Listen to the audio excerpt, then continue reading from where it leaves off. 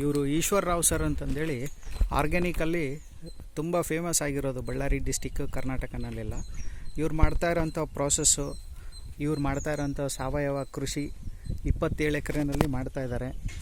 ಇಲ್ಲಿ ದೇಸಿ ಹಸುಗಳೆಲ್ಲ ಕಟ್ಟಿದ್ದಾರೆ, ಅಲ್ಲಿ ಕಾಣ್ತಾ ಇರ್ಬೋದು ನೀವು, ದೇಸಿ ಹಸುಗಳೆಲ್ಲ ಇದ್ದಾವೆ. ಸೊ ಅಲ್ಲಿ ಆಕಳ ಶೆಡ್ ಎಲ್ಲ ಇದೆ.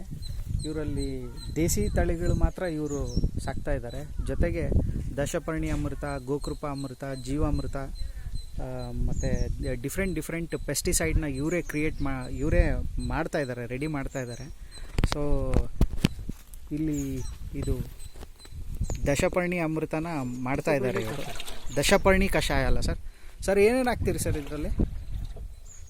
ಸರ್ ಇದಕ್ಕೆ ಮೊದಲು 20 ಲೀಟ್ರ್ ಹಾವು ಮೂತ್ರ, ಆಕಳ ಗಂಜಿ, ಓಕೆ, 2 kg ಇಂಗ್ರೀಡಿಯೆಂಟ್ಸ್, 2 kg ಸೆಗಣಿ, ಓಕೆ, ಆ ಎರಡು ಮಿಕ್ಸ್ ಮಾಡಿ ಸ್ವಲ್ಪ ಒಂದು 2 ತಾಸು ಬಿಟ್ಟಿದ ಮೇಲೆ ಇದರಲ್ಲಿ ಒಂದು ಅರ್ಧ kg